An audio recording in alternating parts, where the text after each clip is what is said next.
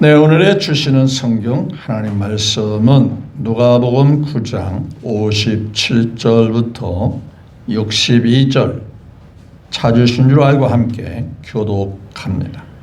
길 가실 때 어떤 사람이 여짜오되 어디로 가시든지 나는 따르리이다.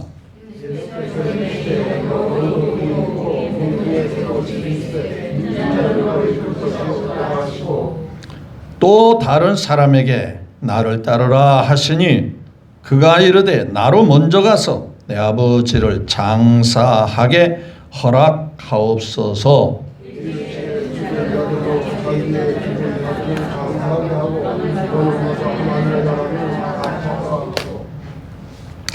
또 다른 사람이 이르되 주여 내가 주를 따르겠나이다마는 나로 먼저 내 가족을 작별하게 허락하소서.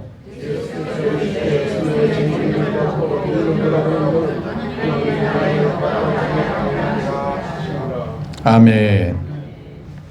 네, 57절부터 62절 말씀을 함께 교독했습니다. 네, 주신 말씀을 통해서 주를 따르는 나의 삶의 모습은이라는 주제로 함께 시간에 말씀을 나누기를 원합니다. 먼저 하나님께 우리 예배를 받으시는 하나님께 영광을 올려드립니다. 또한 하나님의 은혜와 사랑이 복잡하고 어수선한 세상에서 여러분들을 지켜주시고 돌봐주셔서 지금까지도 그래왔듯이 무탈하게 되시고 평안한 삶을 살아갈 수 있게 되기를 예수님의 이름으로 축복합니다. 옆에 사람과 한번 인사 여쭈었으면 좋겠어요. 예수님의 이름으로 승리하시고 또 승리하실 겁니다. 한번 인사 나누시죠.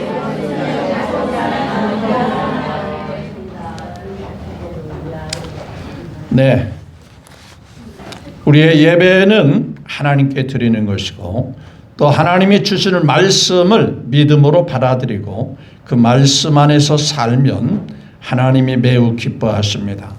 따라서 이 시간에 하나님이 예배를 받으시고 우리와 함께 계심을 믿으시면 아멘. 성경은 말합니다. 두세 사람이 내 이름으로 모인 곳에 나도 너희 중에 있으리라. 믿으시죠? 눈에 산소가 안 보인다고 해서 입을 코를 막고 있으면 어떻게 되겠어요? 보이지 않아도 여전히 숨 쉬고 살 수 있는 것은 산소가 여전히 존재하기 때문에 공기 속에 있기 때문에 우리가 삶을 살아갈 수가 있는 것이죠. 하나님이 눈에 안 보인다고 어디 하나님이 있어 교회 아무리 살펴봐도 하나님이 보이지도 않던데 이러면 이제 큰일 나는 거예요. 자, 그런 차원에서 예수 우리 왕이 한번 같이 1절만 부르겠습니다. 예수 우리 왕이여 나에게 오셔서 우리가 왕께 드리 영광을 받아주소서. 우리는 주님의 백성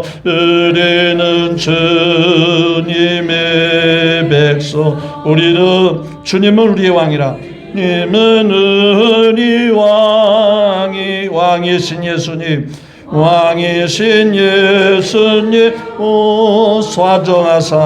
좌정하 다스리소서.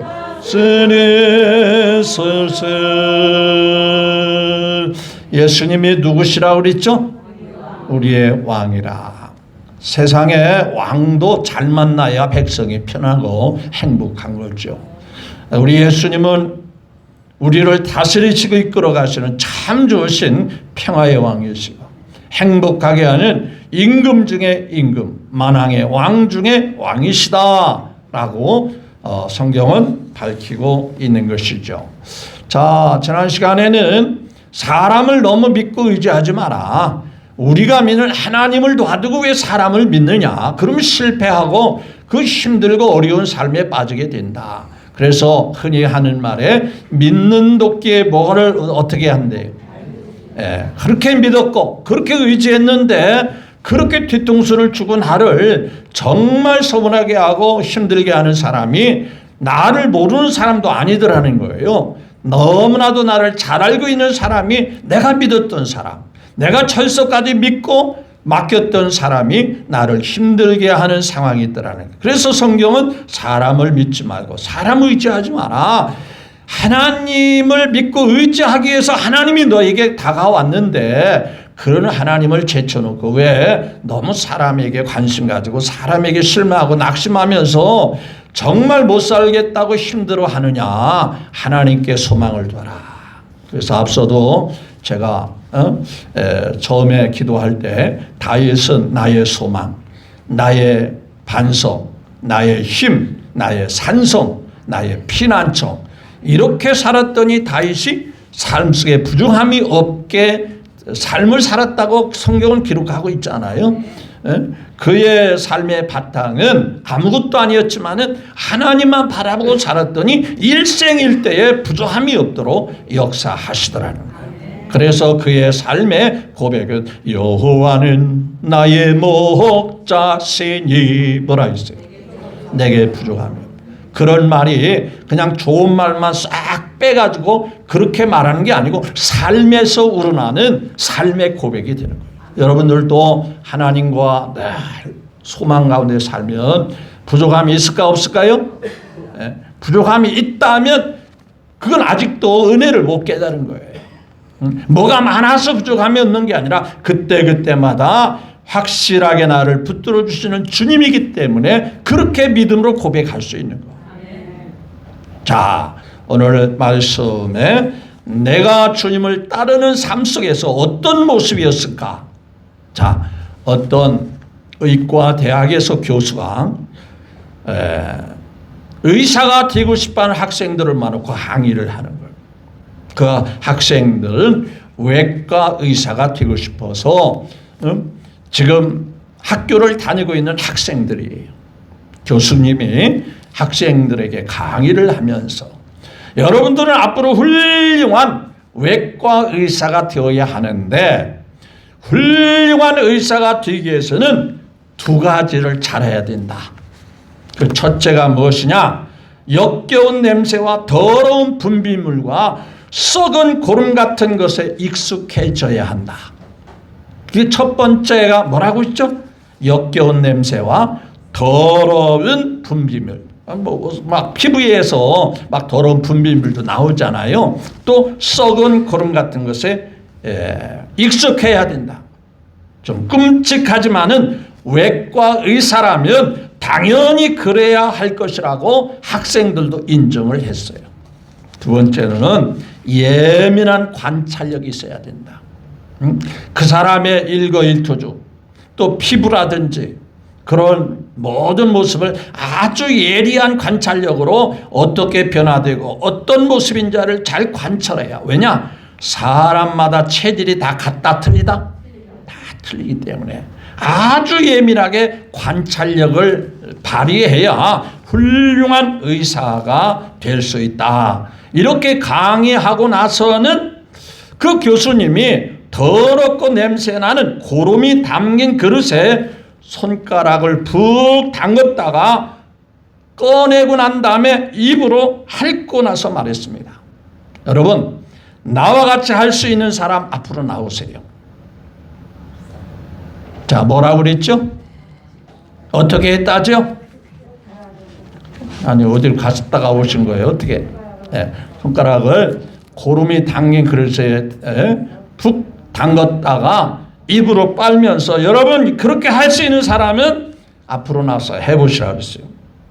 아무리 역겹고 고통스러운 일이지만 자신들이 훌륭한 외과 의사가 되기를 원해서 의사가 되겠다고 자원하는 학생들이기 때문에 한 사람씩 앞에서 나와서 더러운 그 고름에 손가락을 넣다가 어떤 학생은 눈을 찡그리기도 하고 눈을 깜빡거리면서 그 손가락을 빨고 있었어요.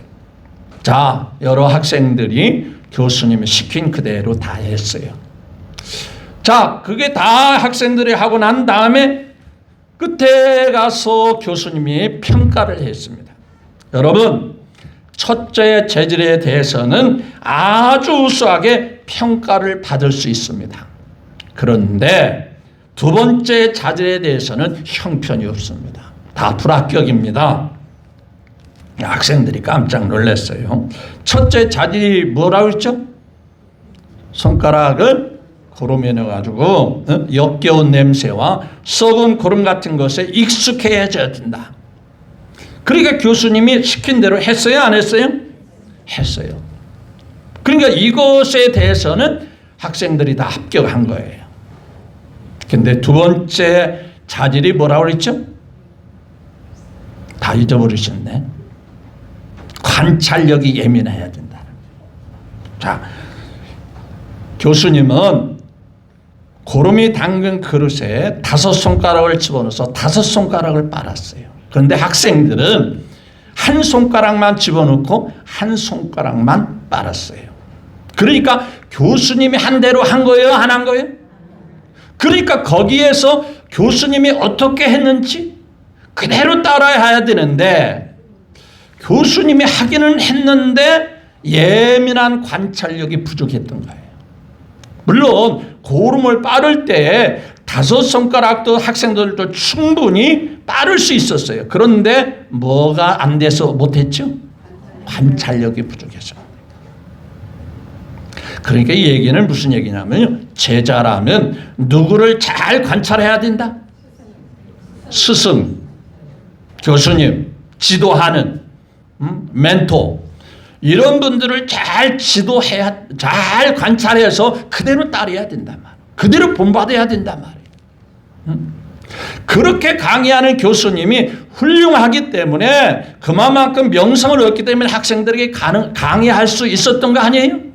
그렇다면 그 교수님이 어떻게 하는가를 잘 관찰을 그대로 했어야 되는데 따라서 하기는 했지만은 뭔가 관찰력이 부족해서 손에 넣는 것까지는 했지만 또 빠는 냄새 나는 그 고름을 담긴 손가락을 빨기는 했지만은 교수님이 한 대로 5손가락은 빨지는 않았다. 자, 우리 예수 믿는 사람들은 누구를 본받아야 되고 누구를 따라가야 되죠? 그게 바로 예수 믿는 사람의 삶이에요. 싫든 좋든 우리는 예수님을 닮아가야 돼요. 왜냐? 예수님을 모시고 사는 사람들이기 때문에 그런 거예요. 그래서 첫 번째 예수님을 믿기로 나온 사람을 그의 이름을 가리켜서 성도라 이렇게 말하죠. 성도, 거룩한 무리.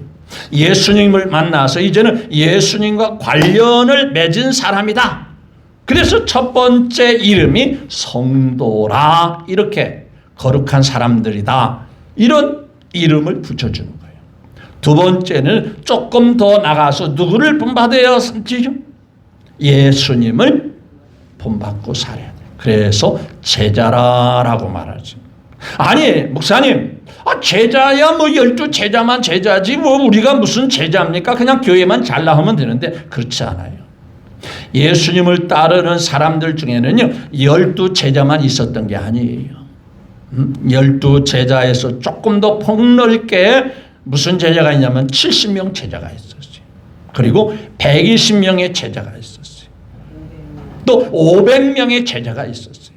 그러니까 점점 넓히면서 많은 제자가 있어요.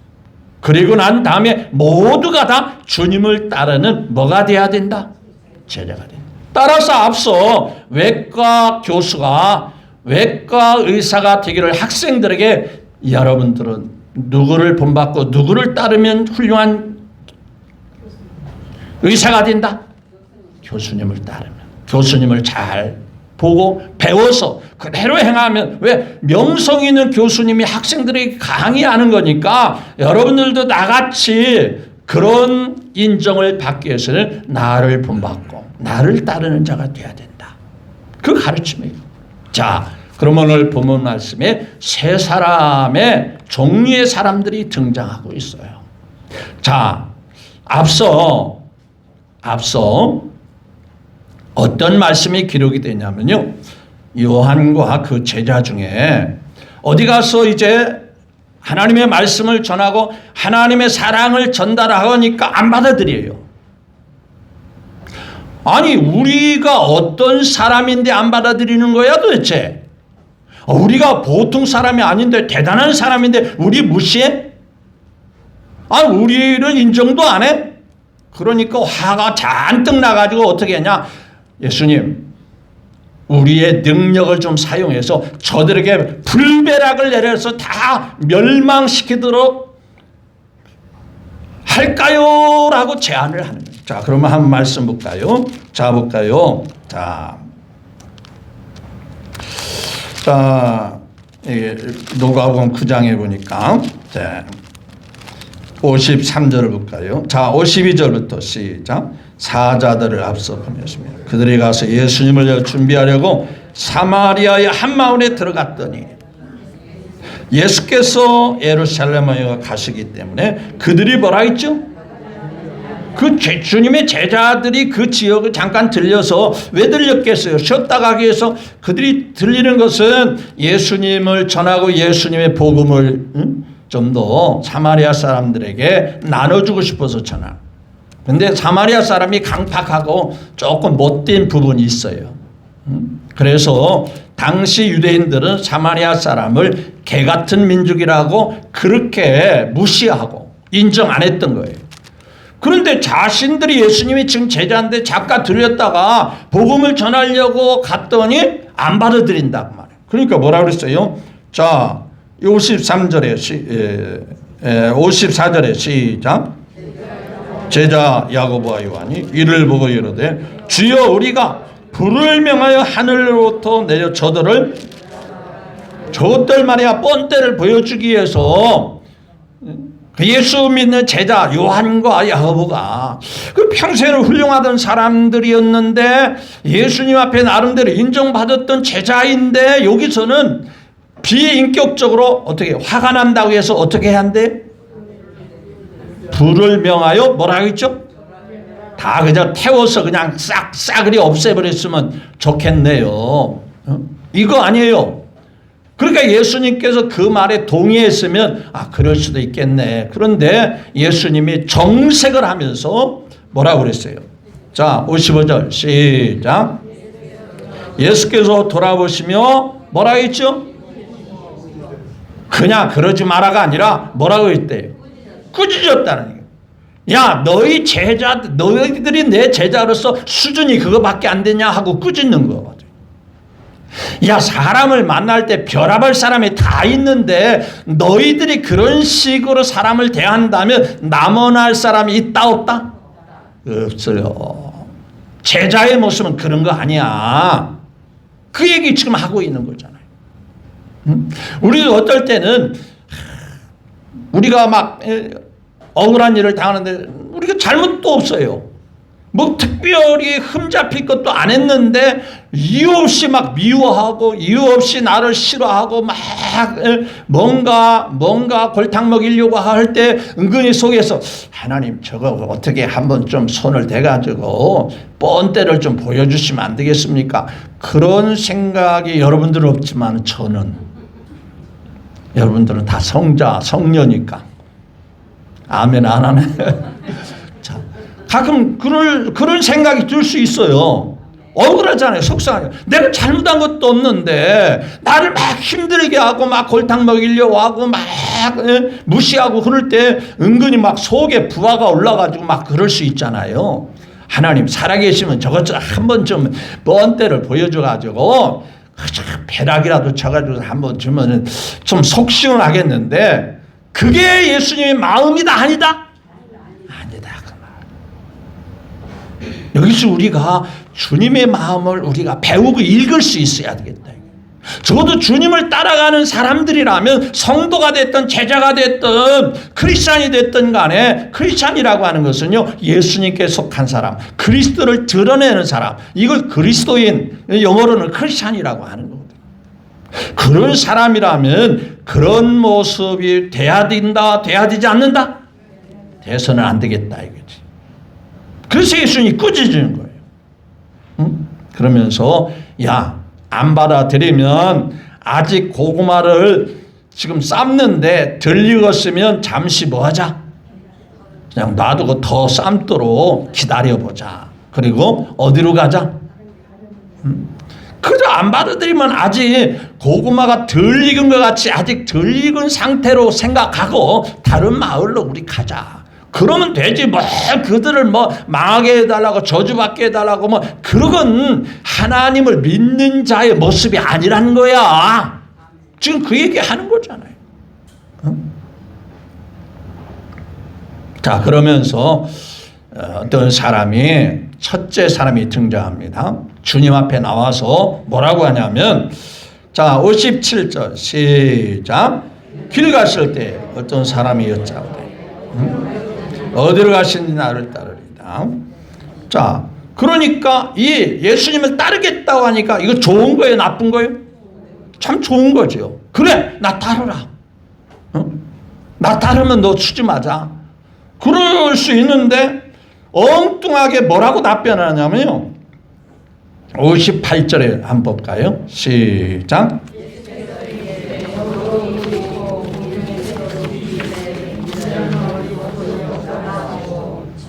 자, 여우도 그립고 공중의 새도 편안히 쉴 수 있는 뭐가 있더라? 집이 있는데 나 예수는 인자는 여기 예수님 스스로 자신을 인자라고 합니다. 사람의 아들로 이 땅에 오신 나 인자는 무엇이 없도다? 너 그거 각오하고 따를 수 있겠니? 그 얘기예요. 만약에 네가 다른 목적으로 인간적으로 출세와 성공을 위해서 인간의 편함을 위해서 인간의 힘든 모든 것을 좀 더 완화시키고 편안하게 살기 위해서 나를 따른다면 그 따르는 것은 주님 마음에 맞다 틀리다? 틀리다. 그렇죠? 지금 그 얘기하는 거예요. 그래 주님을 따르는 제자의 모습은 뭔가 편해지려고 뭔가 잘 되려고 뭔가 출세하고 성공하기 위해서 예수님을 이용해서 예수님을 믿는다는 조건으로 그것을 꿈꾸면서 예수 믿는다면 그건 아니야. 그건 나를 따른 그리스도인의 모습은 아니야. 있으면 좋고 없으면 없는 대로 살고 주어진 환경 그대로 자족 만족하며 살아요. 지금의 나의 삶이 행복하다. 만족하다. 스스로 자족하고 사셔요. 여러분 사람의 욕심이라는 것은 밑도 끝도 없어요. 한도 없어요. 나보다 나은 사람을 계속 비교하면 평생 죽을 때까지 행복 없고 만족 없어요. 그런데 좀 더 눈을 낮춰서 나보다 힘든 삶을 살면 너무나도 행복한 거예요. 너무나도 즐거운 거예요. 우리 시대를 살아왔던 사람은요. 지금 삶이 힘들다 어렵다라고 말하지만은 정말 힘들어요? 정말 어려웠습니까? 진짜 고생하던 시절을 잊으셨나요? 그때와 비교하면은요 아무리 어렵다 힘들다 하더라도 그때보다는 훨씬 천국이고 훨씬 더 복되고 아름다워. 그러니까 우리는 언제나 감사하며 살 수 있어요. 어떤 사람이 나 주님 따르겠습니다. 혹 이렇게 말할 수 있어요. 목사가 되면 성도들한테 인정받고 목사님하고 순종하고 따라주니까 나 목사 될래. 나 신학 가서 목사 될 거야. 사명감 없이 앞서 의사가 돈 벌기 위해서 의사가 되면 될까 안 될까? 사람 잡습니다.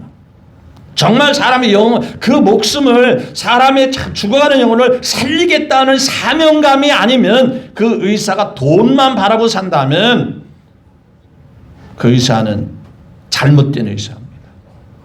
왜? 그런 의사도 있기 때문에 하는 거예요. 의사 증언을 한다니까 의사들이 나와가지고 왜 그래요?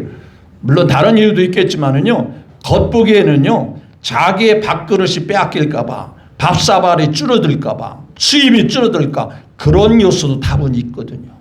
혹시 의사 가족 되실 분이 있으면 용서하고 들으시길 바랍니다. 제 생각이 그러니까요. 연봉이 몇 억씩 되는데 의사 수가 많아지면 연봉이 줄어들까봐, 아니 지금 있는 의사 가지고 충분한데 왜 그러냐. 여러분 역대 대통령들이 다 의사수가 부족하니 느린다.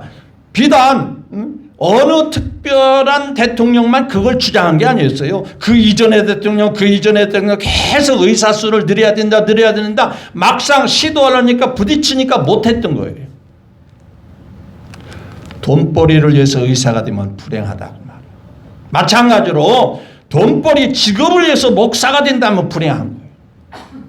그래서 오늘날 보면은 어렵게 신학을 하고 어렵게 신학대학원을 다니고 목사가 됐습니다. 그런데 오라는 데가 없어요. 또 막상 가려고 하니까 고생스럽고 힘든 데는 못 가요. 그러다 보니까 목사라는 직분은 받았는데도 사역하지 않은 목사님들이 꽤나 많습니다. 물론 특수 사역하는 분들이 많이 계셔요. 그런 분들을 제가 말하는 게 아니에요. 목사가 돼서 택시 운전하고 세상에 사업하고 돈 벌러 다니고 이런, 그러면 7년 동안 4년 신학대학, 또 신학대학원 3년, 또 전도사 강도사까지 거치면 꽤나 한 10년 이상은 거쳐야 되는데 그 10년 동안 도대체 뭘 어떻게 한 거예요? 그런 식으로 주님의 길을 따르려면 옳다 옳지 않다? 옳지 않다. 여러분, 예수 믿으면 반드시 좋은 일이 있습니다. 하나님이 복이 있습니다. 잘되는 형통함이 있습니다. 그러나 그것만 있는 건 아니에요. 양면성이 있습니다.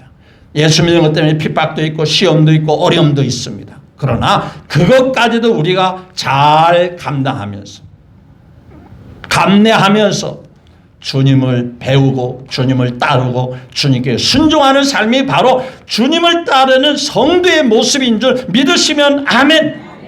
즉 여우도 굴이 없다. 아니, 여우도 굴에 있고 새들도 깃들 둥지가 있다. 그런데 나는 능력이 없어서가 아니야. 얼마든지 호화로운 집에서 왕궁 같은 집에서 살 수 있어. 그런데 하나님의 뜻을 이루기 위해서는 그렇게 살고 싶지도 않고 그렇게 살아서도 안 돼. 왜? 이 세상은 나그네와 같으니까. 여러분, 나그네 길을 가서 여름철이니까 휴가철이니까 잠깐 외국에 나갈 수도 있고 또 강릉이나 속초나 아니면 서해안이나 어디 갈 수 있죠. 거기다 엄청나게 투자하고 오실 분 있어요? 거기다 투자하려면 여기다 투자해. 죄송합니다. 여러분, 나그네의 삶은 잠시 땀먹는, 불편해도 잠시 참고 이기면서 나가는. 참 성도의 모습은 주님을 배우면서 좀 힘들거려도 그 길을 가야 돼요. 십자가 단단히 붙잡고 뭐라 했어요? 십자가가 좋은 일이죠? 십자가는 편한 길이죠? 고난과 고통을 상징하는 게 십자가입니다. 그 십자가를 단단히 붙잡고 날마다 이기며 나가라는 거예요. 두 번째 모습을 보십시다. 어떤 사람? 자, 보십시오. 59절에 나옵니다. 59절 시작. 나를 따르라 하시니 그가 이르되 나로 먼저 가서 내 아버지를 뭐 하겠어요? 네, 장사하게 하라옵소서. 그거 나쁜 일인가요? 잘못된 일인가요? 잘한 일 아니에요. 평생 자기를 키워주고 자기를 뒷바라지면서 성장시켜주는 아버지가 돌아가셨어요. 그런데 주님이 뭐라고 말씀하신 줄 아세요? 60절 시작. 죽은 자도 죽은 자를 장래하고 너는 가서 하나님 나라를 전파하라. 자, 그러니까 그 사람이 너 나를 따르라 했더니 내 아버지가 지금 죽으셨는데 장례 치르고 난 다음에 따르면 안 될까요? 이 얘기거든요. 그러니까 예수님께서 그래 옳다. 아버지 부친이 둘 있는 것도 아니고 셋 있는 것도 아니고 하나밖에 없는데 그분이 돌아가셨으니 당연히 그렇게 하고 오야지. 그랬으면 문제가 달라지는데 예수님이 뭐라 했어요? 너 가지 마. 네가 아니더라도 다른 사람이 얼마든지 할 사람이 있어. 그 얘기잖아요. 그러면 어떤 사람이 오해를 사고 이렇게 말해요. 기독교는 효를 무시한다. 여러분, 과연 성경에서 말하는 부모 공경이 없는 건가요? 효가 없는 거예요? 10계명 중에요. 10계명 중에 첫 번째 나오는 게 내 부모를 보라고 그랬어요. 그런데 언제 잘해야 돼요? 돌아가고 난 다음에 잘해야죠. 언제 잘해? 돌아가시고 난 다음에 소용없어요. 언제 잘해? 누구 말 맞다나 있을 때, 계실 때 잘해야 되는 거예요. 맞죠? 부부지간에 있을 때 잘하시는 거예요. 떠나고 난 다음에 소용없어요. 아멘 안 하는 것 보니까 실망이 어떻게 돼요? 두 부부가 같이, 여러분 자녀들은 잘 키워서 어느 정도 키우면 떠나게 되어 있습니다. 남는 것은 부부밖에 없고. 왜 아멘 안 하는 거예요? 네. 서로 잘하셔야 돼요. 계실 때 잘해야 돼요. 이 세상 또 횡하고 떠나면 아무 소용없어요. 어떤 사람은 아버님이 돌아가시니까 심요직이라고 하는 얘기 들어봤죠? 묘 옆에다가 움막을 치고 뭐예요? 3년 동안에 묘를 지키는 거예요. 대단한 효자죠? 잘하는 거죠? 사람들이 뭐라고 하겠어요? 야, 우리 마을에 뭐가 났다? 그게 진정한 효자입니까? 돌아가시고 난 다음에 돌아가셔서 무덤에 묻혀있는 그 무덤 보고 거기 지키면 도대체 뭘 어떻게 한다는 거예요? 그렇게 3년 동안을 지킬 수 있었다면 살아계실 때 조금 더 잘했어야죠. 그렇죠? 기독교에서 제사를 원치 않는 것은 돌아가신 난 다음에 상다리가 부러지게 제사를 잘한들 무슨 의미가 있어요? 돌아가시고 난 다음에 살아계실 때 잘해. 그렇죠? 이 말씀의 의미는요, 또 다른 의미에서 인정에 끌리면서 신앙생활 하지 마라.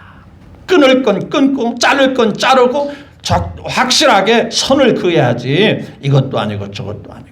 그런 모습을 주님이 원치 않는다는 거예요. 가족이라 하더라도 그 뒤에 또 나옵니다마는 가족이라도 아니다 싶으면 아닌 거고, 하나님의 말씀 앞에 비춰볼 때 이건 하나님의 뜻에 안 맞는다 할 때는 거절할 수도 있어야 그게 그리스도인의 모습이다. 아니 인간적인 윤리와 도덕적인 측면에서 자식이 부모 장례 치르는 것이 뭐 잘못돼. 그런데 예수님은 더 급하고 더 귀한 것, 더 중요한 게 있어. 또 보세요. 세 번째 볼까요? 자, 또 자는 사람이 뭐라 했어요? 이르되 주여 내가 주를 따르기는 따르겠습니다만은 지금이 아니고 뭐라고 했죠? 나로 먼저 내 가족을 작별하게 허락하소서. 네, 그러니까 주님 따르는 건 내가 틀림없이 따르겠어요. 맞아요. 그 사람 따를 것이 맞습니다. 그 정도는 인정해 줘야 돼요. 그런데 문제는 언제 따른대요? 다 다 정리하고 상의하고 깔끔하게 마무리 짓고 난 다음에 그리고 따르겠습니다. 그 얘기죠. 그러면 그래 옳다. 그렇지. 오랫동안 같이 사는 가족들하고 의논은 해야지. 의논도 않고 교회 다니고 의논도 않고 말이야 무조건 하나님을 믿는다고 하면 되겠냐? 적어도 남편이나 아내에게 의논하고 나 교회 다닐 거야. 이제부터 예수님 믿을 거야. 말 한마디라도 하고 교회 다녀야지. 어떻게 말도 없이 그냥 혼자 다 정해놓고 그러냐? 근데 예수님 뭐라고 말씀하시는 거야? 자, 62절에 시작. 예수께서 이르시되 손에 쟁기를 잡고 뒤를 돌아보는 자는 하나님 나라에 뭐라 했죠? 갔다. 네, 여러분 가족들에게 말을 한마디씩 들어요. 내가 지금 주님을 따르려고 하는데 여러분의 생각은 어떻습니까? 이 사람 저 사람 A라는 사람 B라는 사람 C라는 사람한테 의논을 합니다. 내가 주님을 따르려고 하는데 이제 요즘으로 말하면 내가 신학교를 가서 목사가 되려고 하는데 당신은 어떻게 생각해? 당신은 어떻게 생각해? C라는 사람이 당신은 어떻게 생각해? 내가 지금 신학을 해서 목사가 되려고 하는. 그러면 저마다 같은 대답이 나올까요? 어떻게 될까요? 다 각각 다른 대답이 나옵니다. 만약에 이해 관계가 걸렸으면은 그 사람의 신학을 감으로써 자기가 뭔가가 이익이 안 되거나 유익이 안 되면 가지마 절대 가면 안 돼 이럴 거 아니에요. 자기가 아무 관계 없으면 가든 말든지 알아서 해 뭐 이렇게 말하는 사람도 있을 거고요. 그렇죠? 여러분 신앙은 의논의 대상이 됩니까 안 됩니까? 안 되는 거예요. 맞죠? 예를 들어 보실까요? 아브라함에게 하나님이 야, 너 귀한 아들 어렵게 낳은 아들이야. 그렇죠? 100세에 낳은 아들이야. 그리고요 나무찌개를 지을 정도로면 상당히 성장이 됐을까 안 됐을까요? 성장이 됐어요. 그런 아들 옆에 있습니다. 100세의 아들이라면요 어느 부모도 마찬가지겠지만은 눈에 넣어도 뭐예요? 아프지 않을 정도. 그것도 둘 아들이 있는 것도 아니고 셋 아들이 있는 것도 아니고 하나밖에 없는 정말 귀한 아들이에요. 어렵게 낳은 아들이죠. 정말 평생 동안 기대하고 바라고 낳은 100세에 낳은 아들이에요. 근데 그 아들을 자기 손에 죽여서 하나님 앞에 제물로 바치라는. 첫째는 하나님이 평소에 말씀하는 원리와 맞다 틀리다? 뭔가 핑계거리를 찾으려면 이건 틀린 거야. 아무리 하나님 명령이 있다 해도 평소 하나님의 모습과는 달라. 그래서 핑계거리 첫째 어떻게 하나님 앞에 제물을 죽여서 바치냐 이거 틀린 거야. 그렇죠? 두 번째는 100세에 주신 아들을 하나님이 제물로 죽여서 바치라는 것은 뭔가 앞뒤가 안 맞아. 왜? 그럴 것 같으면 차라리 애시당초부터 뭐 했어야지? 안 주셔야 되지. 주셔가지고서나 다 큰 자식을 바치라고 하면 이런저런 이유를 찾는다면 그 아브라함이 그 아들을 하나님 앞에 제물을 드릴 수 있었을까 없었을까? 자, 세 번째로는 자 적어도 누구하고는 의논했어야지요. 그 말을 하니까 다 당연히 막 큰 소리가 나요. 우리 남편이 나한테 의논 안 하는데요. 당연히 나한테는 의논을 해야지요. 그래서 그런 얘기 하는 거. 아니 아브라함이 어렵게 90세에 낳았으니까 적어도 사실은 지금 분위기로 비교해 보면은요 아들을 키울 때 누가 더 많이 손이 갔죠? 엄마가 손이 훨씬 많이 갔지 아빠가 많이 갔겠어요?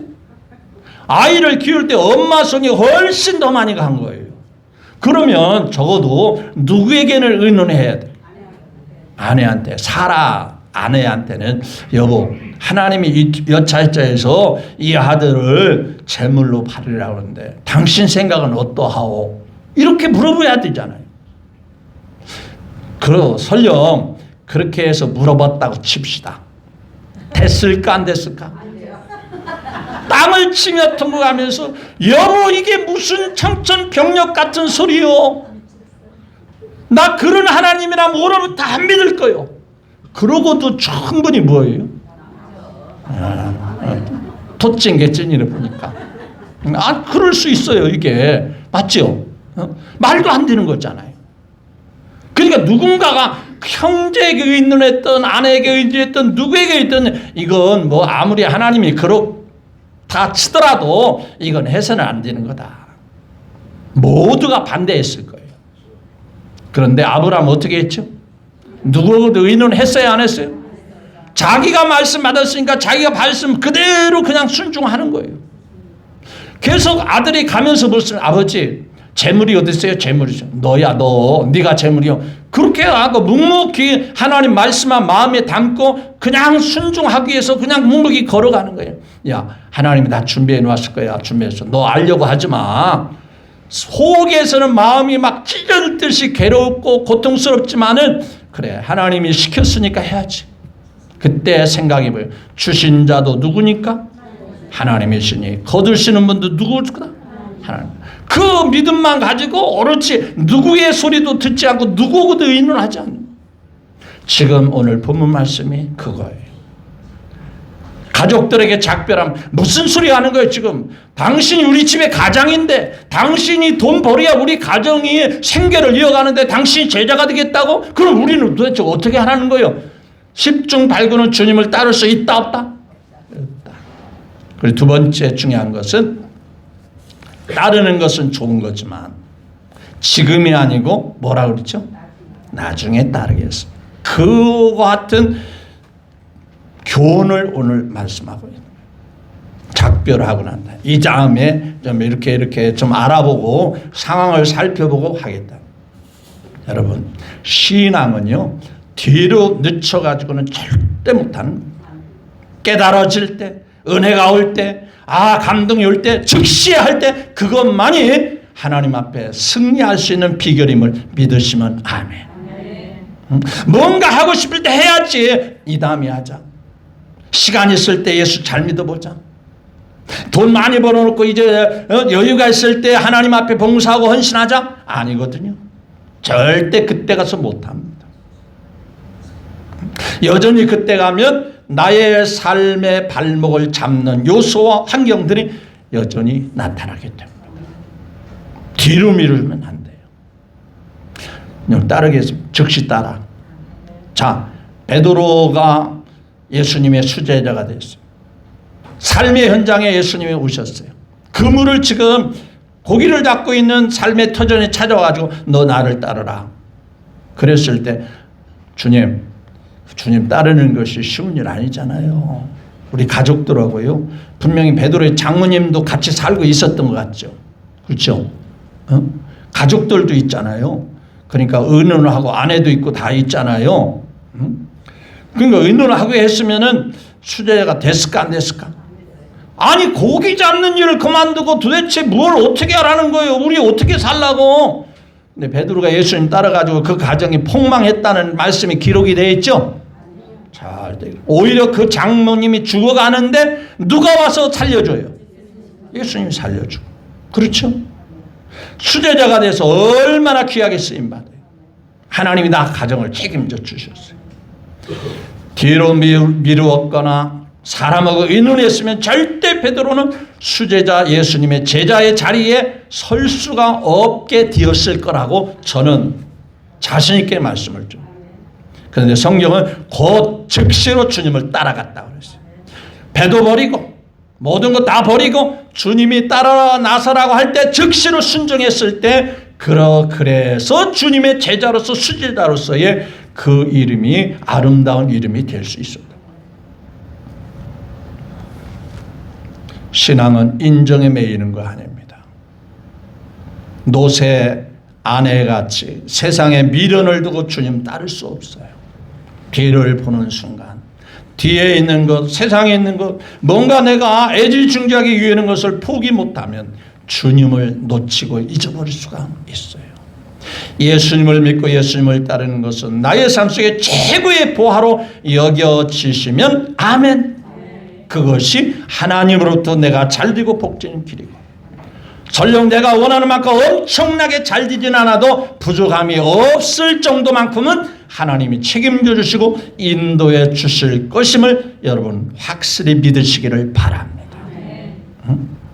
세상 것 결국 떠날 때 가져가지 못합니다.